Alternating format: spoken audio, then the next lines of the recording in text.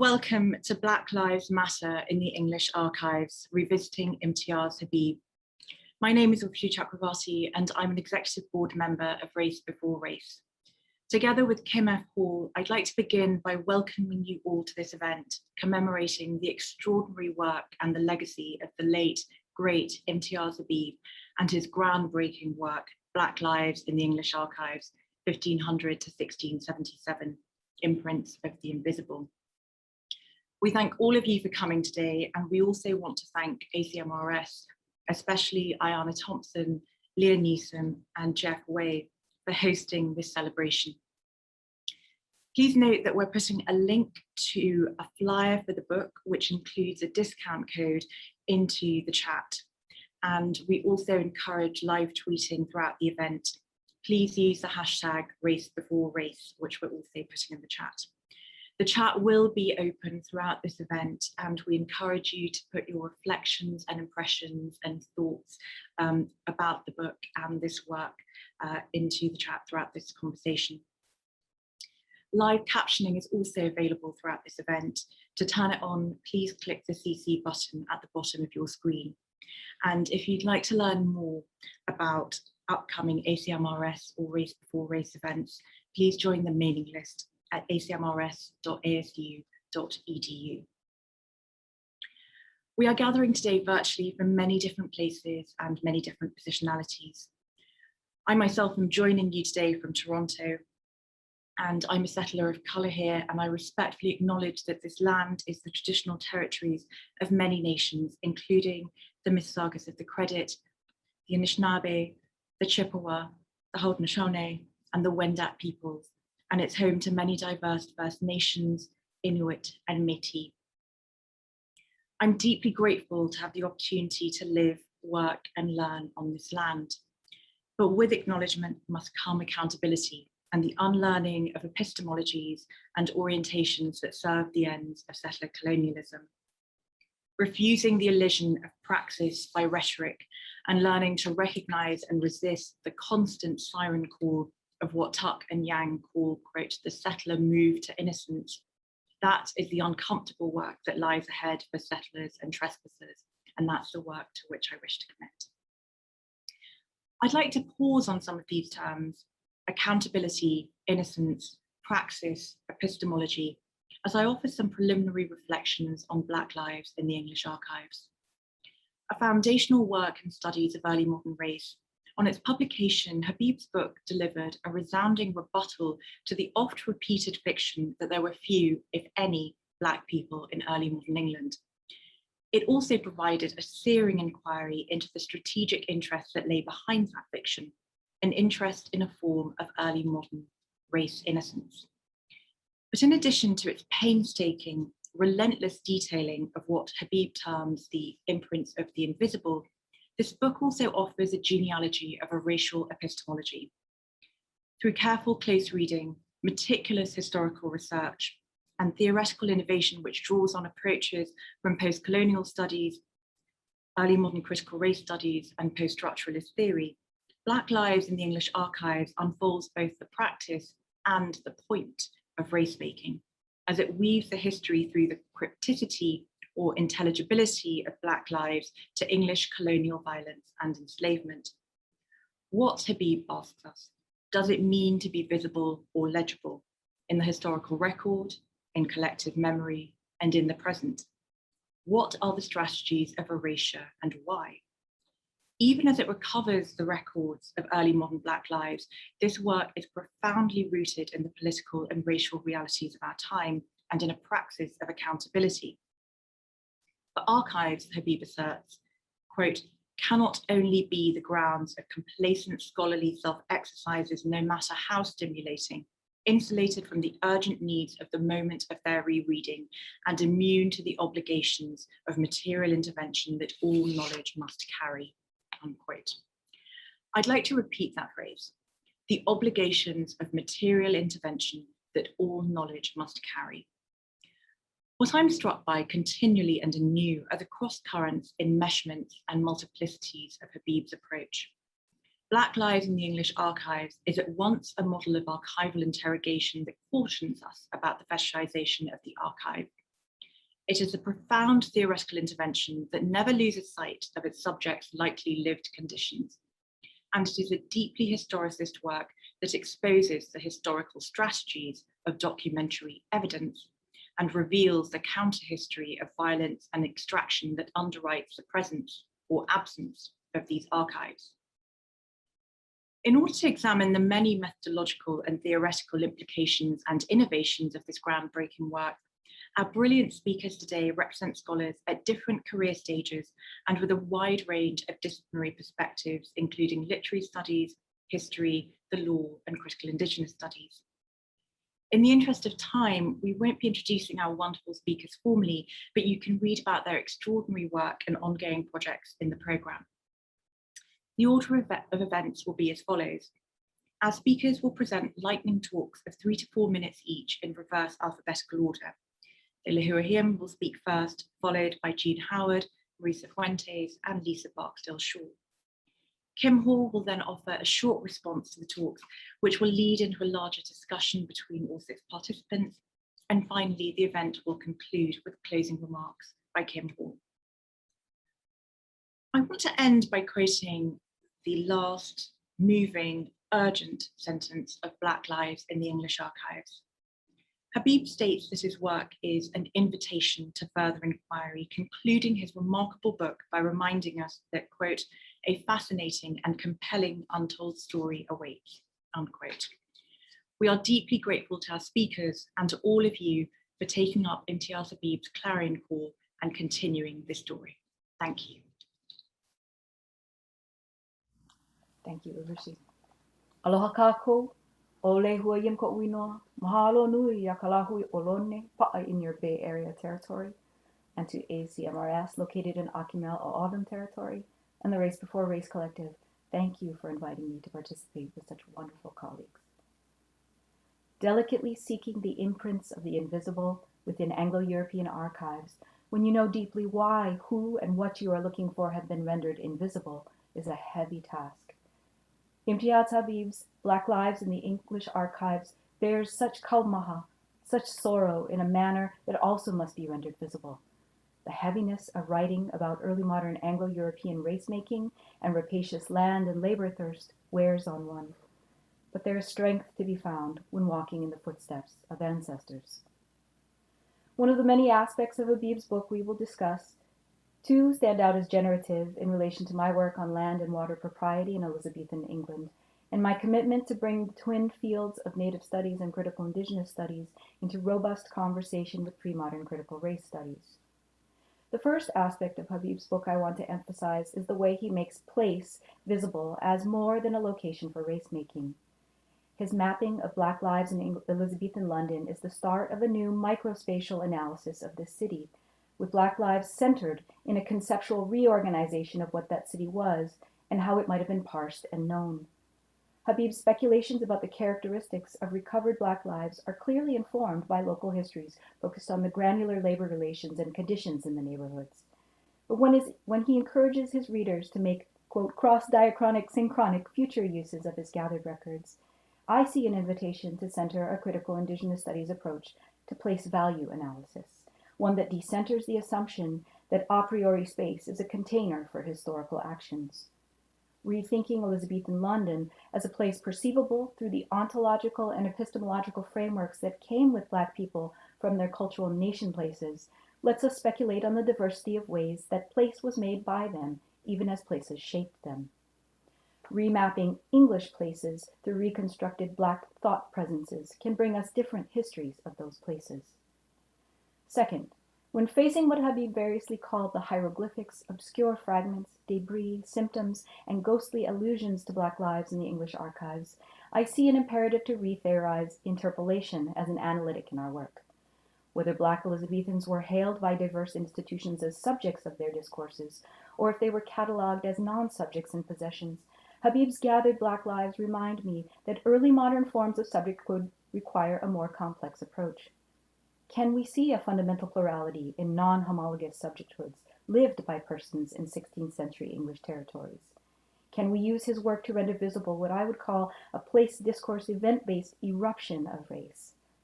Habib's complicated approach to naming in the documents and name reading in his methodology pushes me to think harder about the insufficiency of simply letting subalterity be the limb of subjecthood, as if Black people in early modern England were not also multiply interpolated by the non-state institutions they perhaps carefully carried with them. I appreciate the aloha to be found within the pages of Imtiaz's book. A complex love, it is also capacious, both for those who came before and for those who are his hoa imi ike, his knowledge-seeking companions of the Shake Race community. This love is reciprocal and unwavering in the assertion that Black lives and histories must be focalized in our work. Mahalo, Imtiaz, for carefully making ancestral footsteps in which we might travel forward. Imua.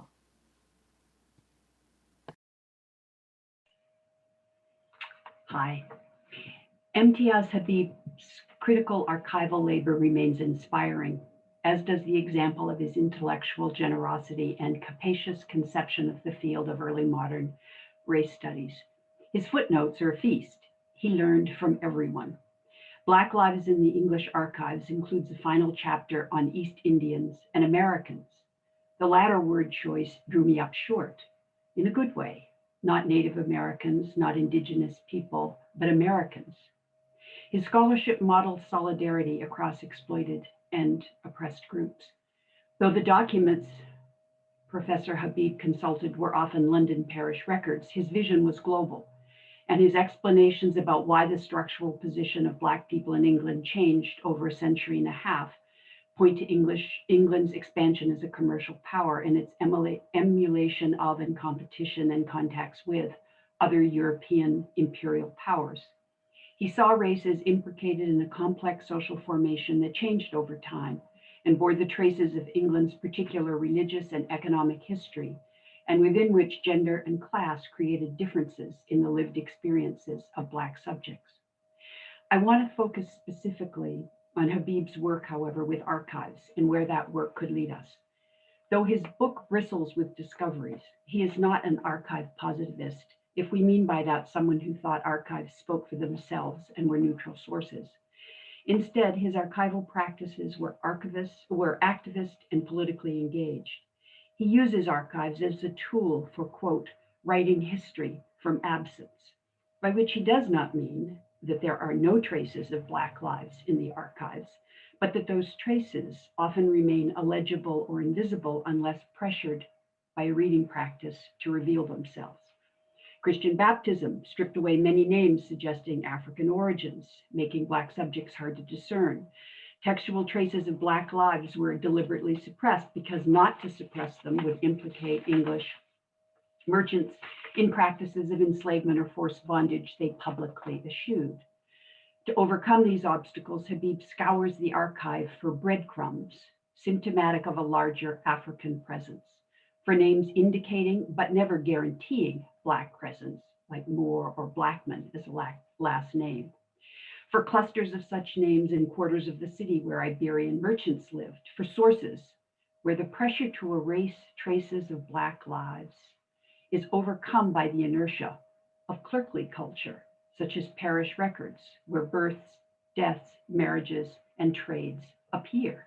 I love it, the little people give us our evidence.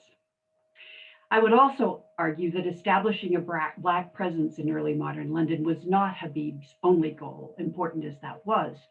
He was also concerned with the roles the Africans he identified were made to play in symbolic systems, such as court spectacles, in the development of the colonial apparatus as translators and guides, as plunder, and in economic systems from the London household to the plantations and sugar mills of the Americas. His activist archival practice surely has affiliations with work done by later critics such as Saidiya Hartman, who in Wayward Lives, Beautiful Experiments, conjures the elided lives of Black subjects from scraps of archival evidence, a photograph, a newspaper story, a street plan, a prison record. Not novels. Hartman's critical fabulations, that's her term, grow out of deep engagement with archival traces as part of a utopian reclamation of what we have lost. I would like to see such a practice applied to those communities of Black people that Habib discerns in the interstices of early modern London. using his definition of community to mark not only friends and neighbors, one way to think of community, but also those in a certain structural position within the culture, whether they are known to one another or not. How did such a community live, feel, struggle, resist? I would also like to see Habib's work carried forward to an even more systematic exploration of Black racialization regimes throughout the 16th and 17th centuries, as they were implicated in processes of nation building and the development of early capitalism. Black figures, Habib insists, were not treated the same way other alien or immigrant groups were treated even before the events of 1677.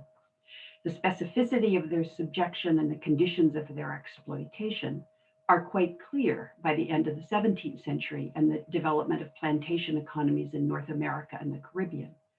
But in what particular ways was this racialized group within metropolitan and coastal England interpolated into the huge social and economic changes that led up to that moment? There, I think there is further work to be done, work toward which Habib also pointed the way.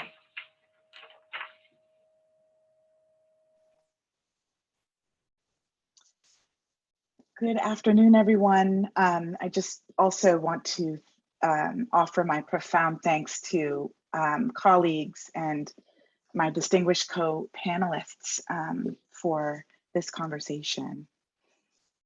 In this extraordinary book, Imtiaz Habib brings African lives and the consequences of their presence to early modern English and European history with meticulous detail and thoughtful analysis difficult to emulate. Habib offers compelling evidence and arguments for English racial awareness, concern, and economic reliance on African laborers through an era of increasing global maritime movement before the alleged codification of race in the 18th century. This is a work of which scholars in early modern literature and history owe an enormous debt. Habib's arguments are, for me, delightfully and rigorously historical. Drawing from a vast repository of archival sources, mentions, and fragments, he not only painstakingly curates previously unattended African lives, but also carefully shows us how English attitudes and ideas of Blackness shifted from a disinterested curiosity in the early Tudor era to that of increasing anxiety and vilification over the course of Queen Elizabeth's reign and through England's colonial expansion. Habib's work here persists and his arguments strengthen even as Black archival legibility becomes more obscure. Habib's text and the work the book does across several fields are significant in many ways. In my brief remarks, I will focus on two. First, contributing to a crucial larger project of mapping, interrogating, and analyzing early modern representations of Africans and Blackness in period literature and art. Habib illuminates the very people who would be visible to writers and artists, articulating racial attitudes and conceptualizations from their presence. Doing so, he indexes a perceptible Black archive that places individuals into a tangible, identifiable community, though not necessarily connected by family or acquaintance, but nonetheless figured as a collective body who reflected back ideas about English and European identity. Second, and equally significant, Habib's empirical and theoretical labors clearly demonstrate how the presence of Africans in England shaped increasingly fraught racial perceptions and how the epistemological consequences of these perceptions rendered Africans simultaneously visible and invisible archivally, historically, and politically. It is Habib's meticulous historical and theoretical methods that make Black lives in the English archive such a singular and powerful study. What he brings together methodologically, the productive marriage of, quote, the hard pragmatism of traditional history with the constructionist convictions of post-structuralist and post-colonial theory, end quote, serves to excavate, contextualize, and contribute a depth of meaning to otherwise erased, unseen, silenced African historical actors. African lives that were unacknowledged in their own time and denied in our disciplines. More than listing the discoveries of Black inhabitants in London and its surrounding provinces, Habib elucidates a mapped geography of their lives, their physical marginalization in the households of the English and Iberian elite, and the ways that impositions of naming and religion disappear pre-European identities. He also significantly transforms with the necessary interdisciplinarity that these subjects demand, the epistemological structures that diminish the fact of African presence in early modern England, and that which rendered concepts of race and racial power ahistorical. This rigorous and field-defining work must convince historians and literary scholars that racialized concepts shape the treatment and conditions of African lives at least 2 centuries before the scholarship concedes it into the 18th. Thank you.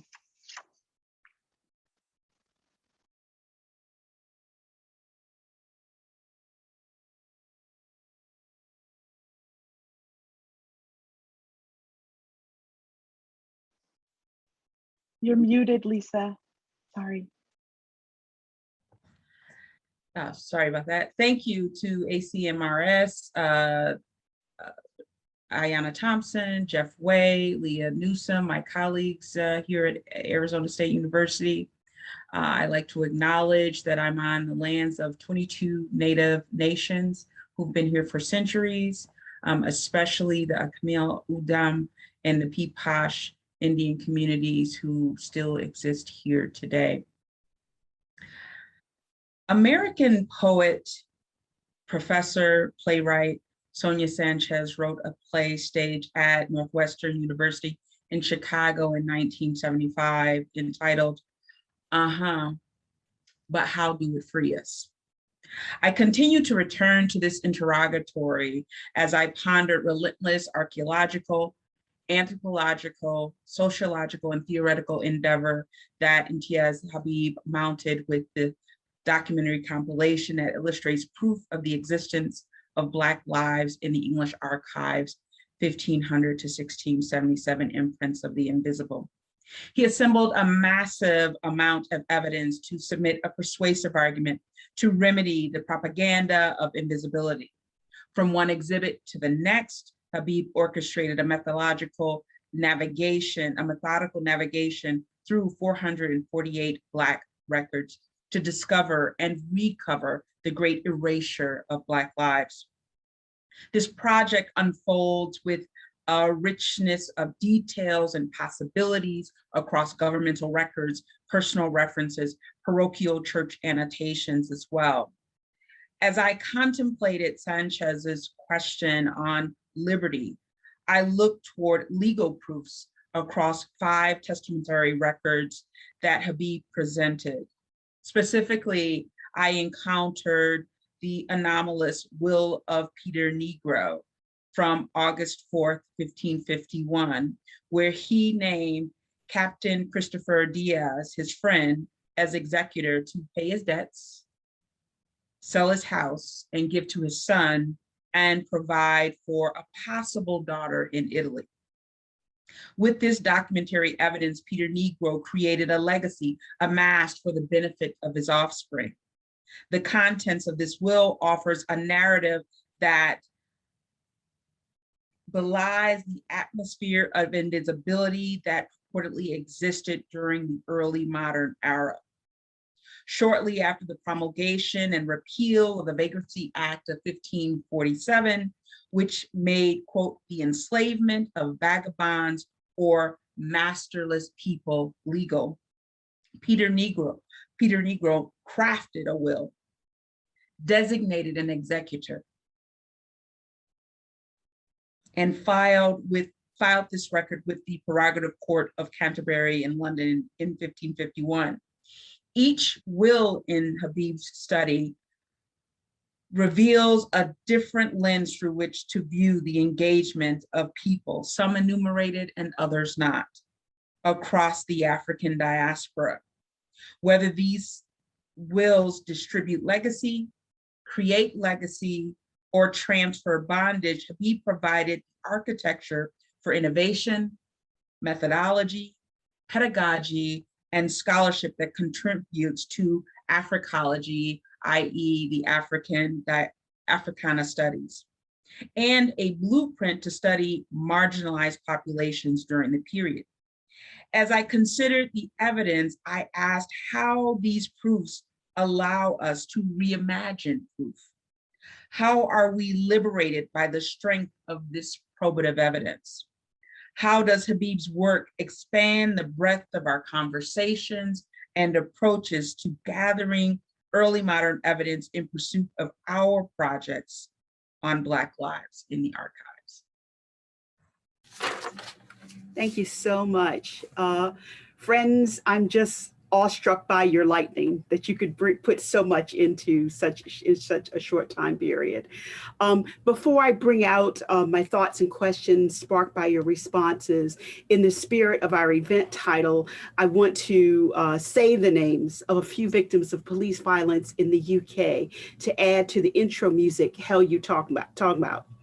As Black British activists and scholars reminded us last summer, George Floyd and the Black Lives Matter movement resonated across oceans because the brutality they indicate is endemic to Black, Brown, and Asian lives globally. So today I speak in the names of Christopher Adler and Sarah Reed, whose assaults, trauma, and wounds were ignored by the police, and of Joy Gardner, Mark Dugan, and Jimmy Mubenga, who were murdered by state actors. Today, we remember all of the people who would disappear into the invisibilizing imprint of police and immigration records, if not for the families and communities like those like Stephen Lawrence's, who refused to allow their burial of the state's terms. So I want to start our discussion by bringing out two subjects touched upon in the papers, which are very big, methodology and community. At the January 2021 Race4Race Symposium, Ian Smith talked about bringing, quote, an intense moral reflection and reckoning to our classrooms. And I think all of our speakers today highlighted the many ways Imtiaz brought that same spirit to his archival research. Although he warns against emotion in a note I'll read in the closing remarks, the responses today suggest an undeniably effective dimension to Black lives. Jean brings to the table Saidiya Hartman's term critical fabulations as an affiliated practice, which speaks to the ethical and effective implications of the book of Black lives and its afterlives. And so I want to think about how this is related to his high wire act of, quote, reading minimal signs with maximum energy, a phrase he borrowed from Paul Voss and Marta Werner. Marisa was perhaps too reticent to mention her own archival practice that she identified as stretching archival fragments by reading along the bias grain, but it should be on the table today. In sum, can we return to Lisa Barksdale-Shaw's final question? How do these proofs allow us to reimagine proof, to articulate our developing new methodologies? How do we model and train students on how to reimagine proof, both rigorously and creatively? Secondly, an insistence on excavating and imagining community is a key facet of Imtiaz's methodology. He does this not just for his early modern subject, but as Jean pointed out, for scholars of the early modern as well.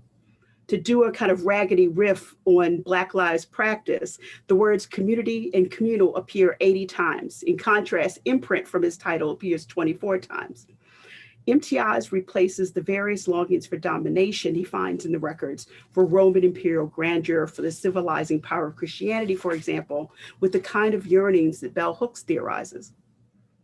To draw personhood, family, and community out of the, quote, predatory impulse and documentary reticence of colonial actors and, quote, the natural fragmentariness and obscurity of the documentary life is an enormous feat that Imtiaz accomplishes through archival connections, sumptuous terms of phrase, and the literal mapping of Black lives. Lehua connects this impulse to making place newly known and visible in different ways, and Marisa to his creation of a blue Black archive. I'd like us to talk more about the impulse to imagine community where for years we were encouraged to see absence. How does Imtiaz define community? And Jean already started us on this path. How do you define community in your own research? Is it appropriate to talk about how these Black and Brown archives also show possible communities of mastery?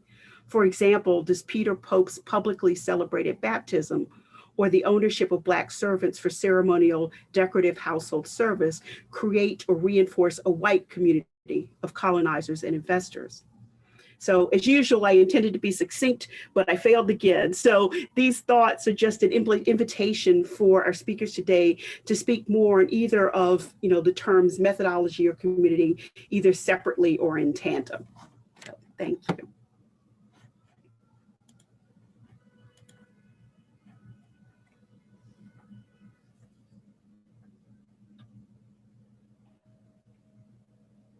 And I'm going to make Lisa unmute herself so she can jump in when she feels called. I guess that means that I am to speak. I think the one that that sat with me most persistently is the methods question. I think about my own inaugural journey into the archives as a graduate student, and I think methodical is the approach that I would have preferred to have used to get to know the archives. I think there's a kind of general go in there, see what's there, get to know the archives. I really appreciated with each chapter that Imtiaz Habib presented, there was at the outset of that chapter how he decided to approach this project, this discussion on several levels, whether he discussed the types of African people and how they showed up, the geographical spaces in which they were located, or the types of documents that he was going to discuss in that particular chapter. And I think at every sense during those, at every stage in each one of those chapters, I had a sense of where he was going, how he was going to approach each one of these 400, almost 500 documents of these Black records, and give us an opportunity to follow this path very specifically. And I think that much more specific approach is something that I think needs to enter into and we should embrace in our pedagogy. And again, I just will defer to his examination or his explanation of community. When he talks about Black community, he means that as opposed to the white community, as a kind of very specific way that he's charting out what spaces and places and people he's tracking. I want to say that as someone who works on London often, I was very excited by Lehua's suggestion that we might do a new mapping of London and think of the spaces that Black subjects may have inhabited in that space and to produce that. And I do think there are lots of hints in his book about how one might co-locate people who would be adjacent to one another in such a mapping, and possible routes of circulation even. And I don't think we have done certain mappings of London's harder to see populations, like prostitutes, like certain immigrant communities, but that attempt, which might draw on some of Hartman's techniques, I don't think has been done to, at least for 16th and early 17th century London, to think about how the map of London might look different if we went looking and thinking about what Black presence would have meant in that space. So that to me was a very interesting idea. I just wanted to say that. Thank you, Jean.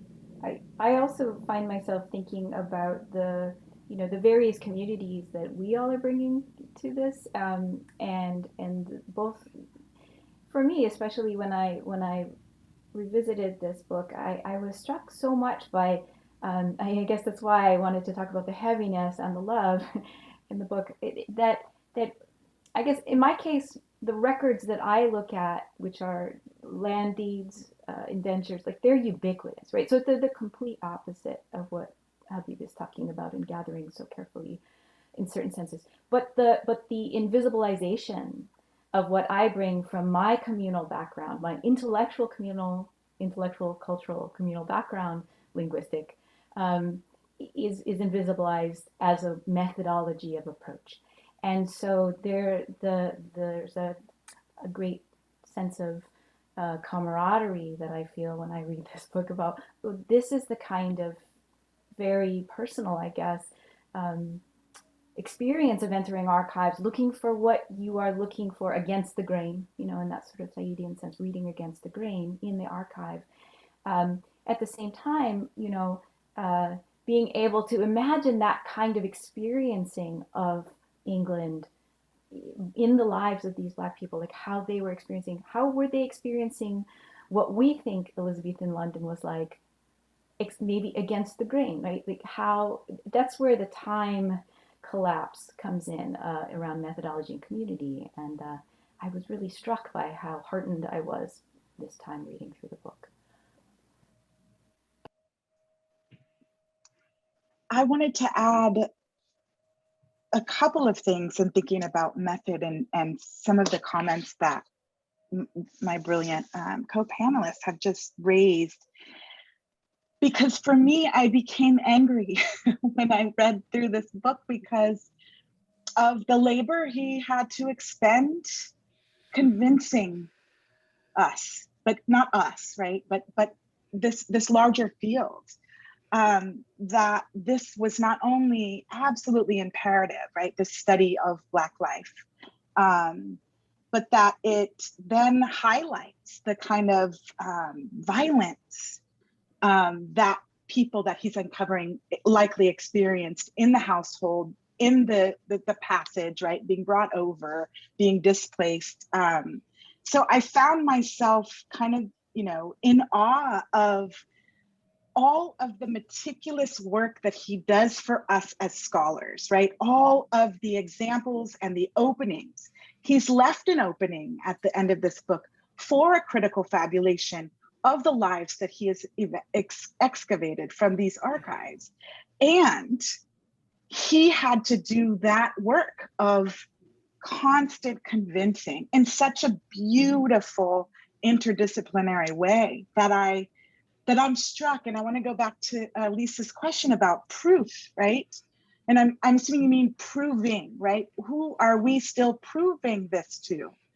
We have the evidence. This work is irrefutable, right? And the work of scholars present here is irrefutable. So in kind of moving forward methodologically, then where do we go from here, right? That he's done all of this work on multiple levels, this labor for us and for the future. So what does it look like now in the classroom and in the field?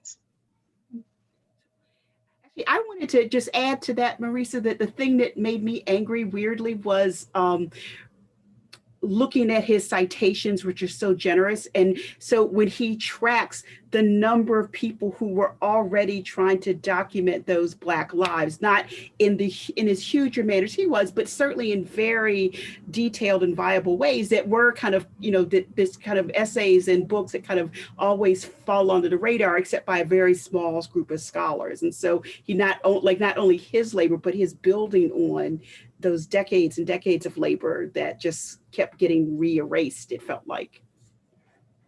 I was also struck not only by the labor of the archival work, which was immense, but how he was reaching to position Black subjects in social structures and to really think in a structural fashion about what kind of work are these bodies being invited to do, being in many cases made to do, whether it's the display of the body in spectacular events, whether it is to be taken back as a translator to undergird a colonial expedition, or finally, whether of course it's to become forced labor, either of a reproductive sort or manual labor.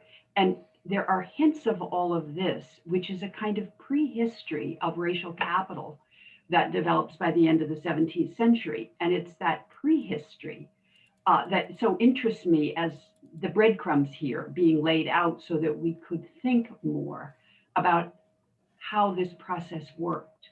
And, you know, we're used to talking about primitive accumulation and the ways in which, say, peasants were turned into wage laborers, the long process by which that happened.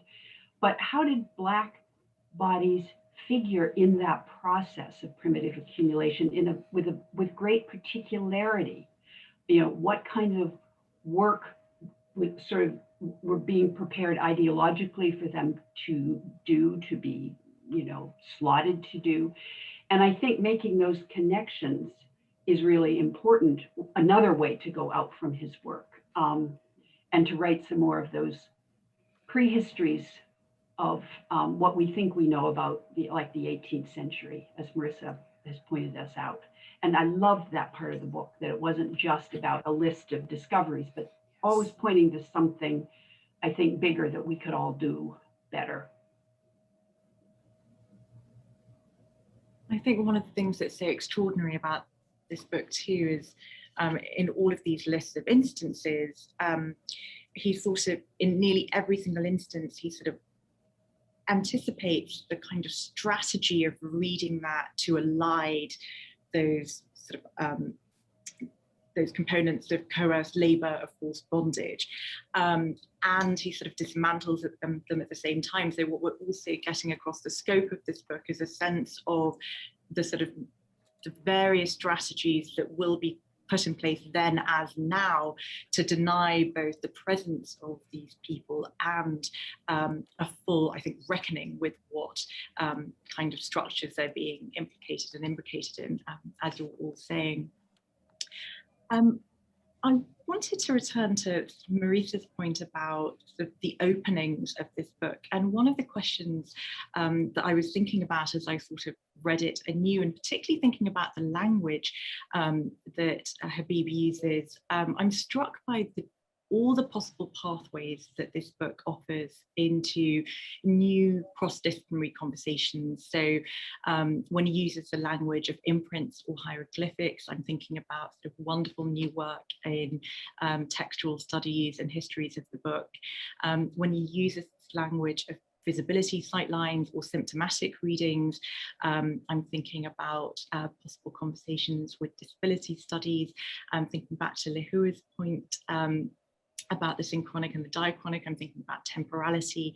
And so one of the questions that I was wondering about was what kinds of new methodological possibilities and sort of cross-pollinations might arise from and through this work.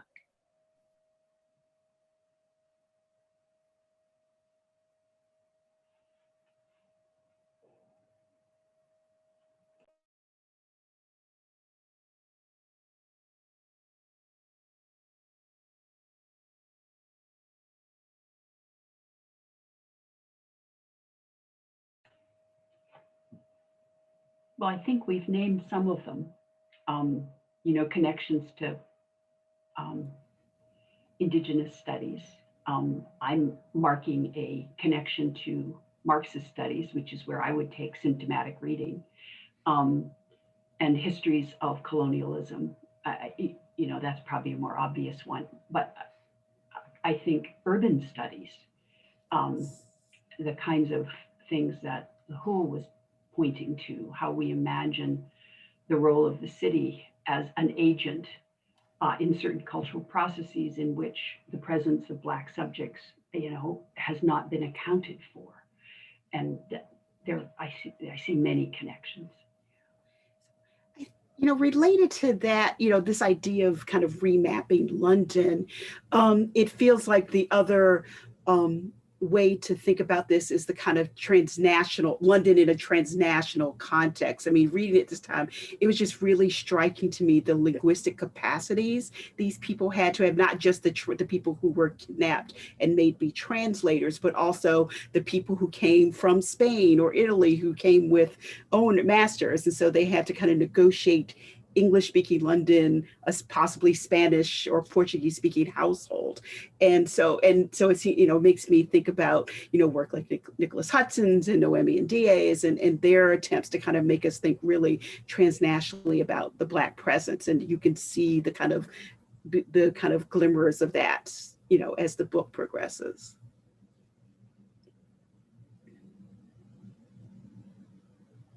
I think also I would add that the kind of continued imperative to be, I'm going to use a strong word, anti-disciplining, a kind of refusal, right? A refusal to remain within the confines of a constricting method, right? That would keep us geographically located in London or keep us from imagining a really kind of multiracial community emerging, right? That in this era, and that the subjects require this, the work of making visible these groups of people require a kind of a refusal to work within one discipline and one method, right? To pull from as many as possible.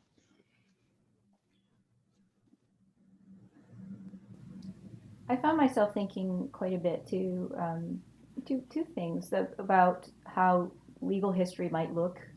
I know we have many critical race scholars in legal history now, or legal analysis, looking at how the Black presence is not an incidental to certain kinds of developments in, say, the criminal law, but in fact is formative of certain aspects of the law. And I think that too, looking, like Lisa was mentioning, the presence of the wills is fascinating to think about in terms of histories of property and whether it was widespread, or, I mean, that remains to be seen, but that to me is one of the most immediate possible future projects that could be done, just beginning with those wills, as Lisa's talking about. So I hope Lisa does it.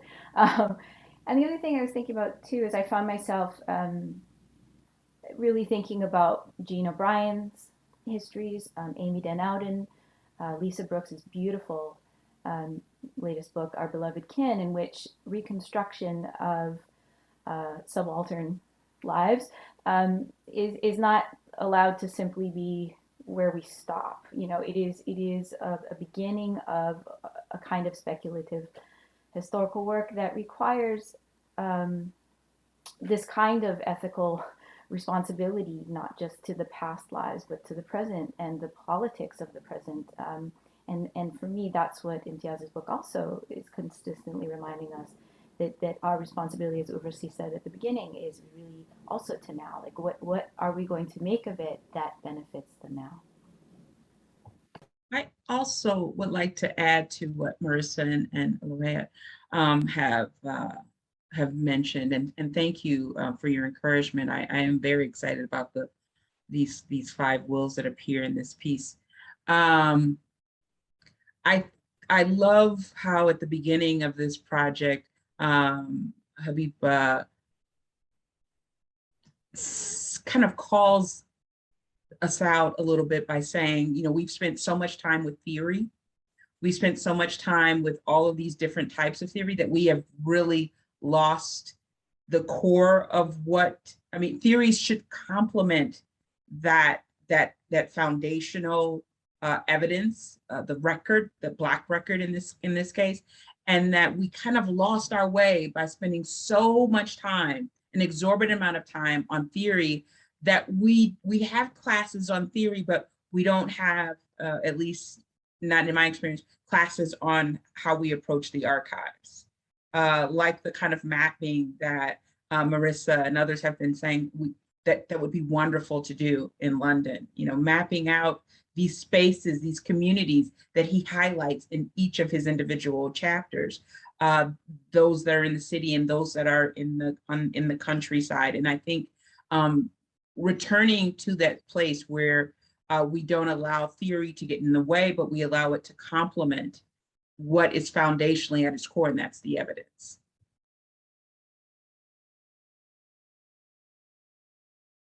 There's moments where Habib, as was saying, Lisa, really sort of pointing to the complicity of theory with the kind of long genealogy of refusal and erasure are just so powerful. And I wish we could sort of talk more about this. I know we're sort of running a little bit out of time. We want to make sure that there was time for the panelists to sort of reflect on each other's responses and talks, and for you to sort of offer questions and responses to each other. So we have a few minutes. Well, we'd really love to hear what you have to sort of bring out from each other's talks and presentations.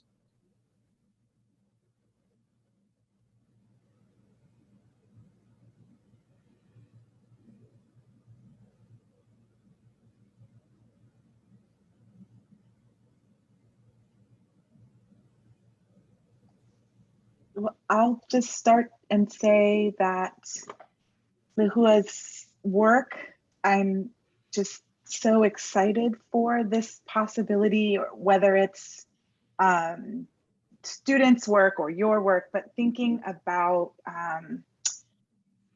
I think in the field of early modern history, they're only kind of beginning to think about Indigenous lives moving around the Atlantic world and being enslaved in particular ways in particular locations. The work has centered pretty much in the Caribbean because that's the archival movement, right, for the field. But what does it mean to think about Indigenous lives coterminous, is that the right word, existing at the same time, right, as the subjects that Habib spends most of his work, most of his time on. That is perhaps a kind of another kind of deep invisibility that needs to be brought to light, that I was struck by in both your comments and then the kind of that chapter that he's beginning to do that work.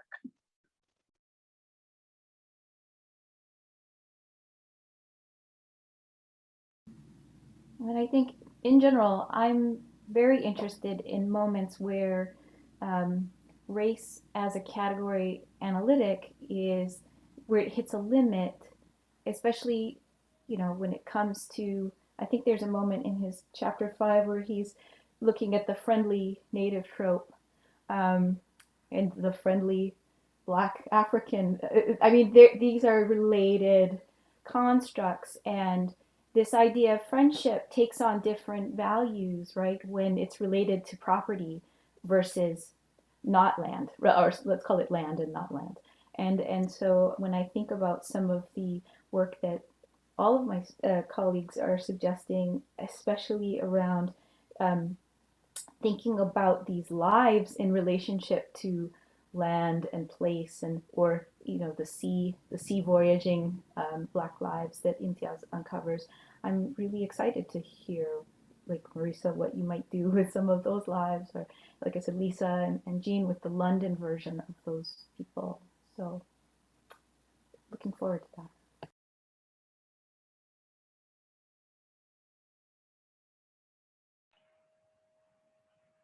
I'm interested that we haven't talked too much about white lives, which I think is good. But I was interested in Marisa's calling out the ways in which this book implicitly also makes visible white attitudes and white communities as it finds Black subjects in the archives. And I do think it's a kind of mutually constitutive project that he opened up, although obviously and rightly his focus is on the Black subjects that he found in the archives.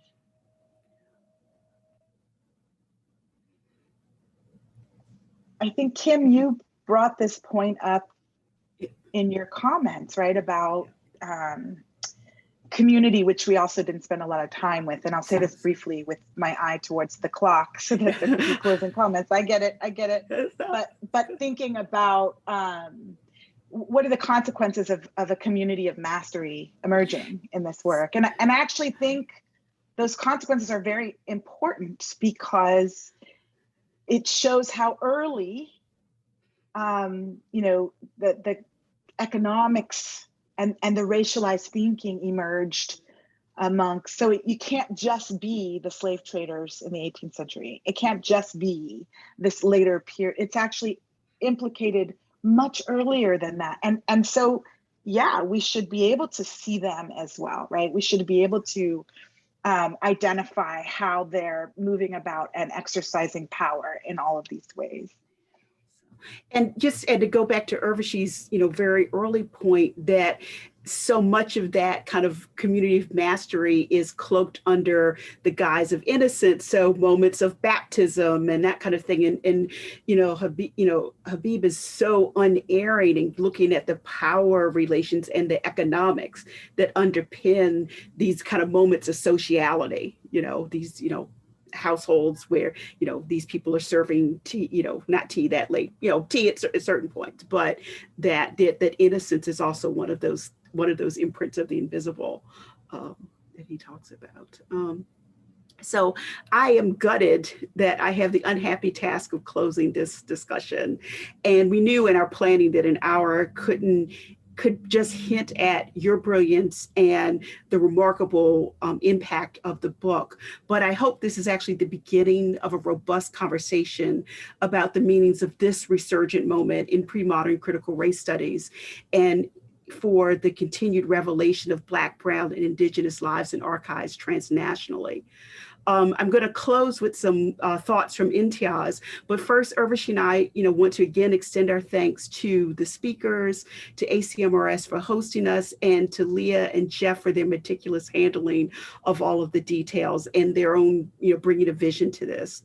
We're also grateful for the presence of Professor Rima Habib, Imtiaz's daughter, who is doing her own wonderful work on Greek and Roman art and archaeology, and the other members of Imtiaz's very proud family who joined us today. So on August 1st, 2018, Imtiaz sent a letter to the Shakespearean Race listserv responding to a lively conversation about receptive venues for race studies work and the possibility of a new journal. The email, with his usual vivid prose and incisive thinking, ended with his hopes for the future of pre-modern race studies that I want to share with you today. So these are his words. As I sit here in my hotel room in London, waiting to fly back home to the US, reading this exciting conversation engulfs me in bittersweet feelings. Bitter because this comes so late in the approaching sunset of my life. Sweet because of the satisfaction it conveys of the fruition of worlds and bodies of knowledge that we have struggled so long and so hard to bring about. The answer, my own clumsy thoughts hint, is to achieve a border condition, a vibrantly mixed early modern dockside area where discursive sailors from many ideological ports disembark, or shall I say unload, but all are absorbed into a stateless zone that is more many-hued than single-colored, and which gradually percolates into the towns and lands beyond. In this port, poignantly perhaps, quote, our children won't look like us, as Margot so beautifully put it in Seattle in 2010, but at least it will be a new world. This will take careful management, and I hesitate to say this for want of a more elegant phrase, gentle intellectual guidance, whose integrity will be difficult to maintain in subsequent decades. That guidance will also have to be in terms of steering participants towards analytical rather than emotional output, an easy enough drift to be caught in. So a brave new world indeed, but exhilarating nonetheless. Such are my tired but happy musings. Let us set course, Captain Ayana. The waters ahead are choppy but beckoning. So Captain Ayana did indeed set course, and we celebrate all of you who are at this moment creating versions of the exhilarating, multi-hued future Imtiaz envisioned for us. Thank you for being here and have a great afternoon.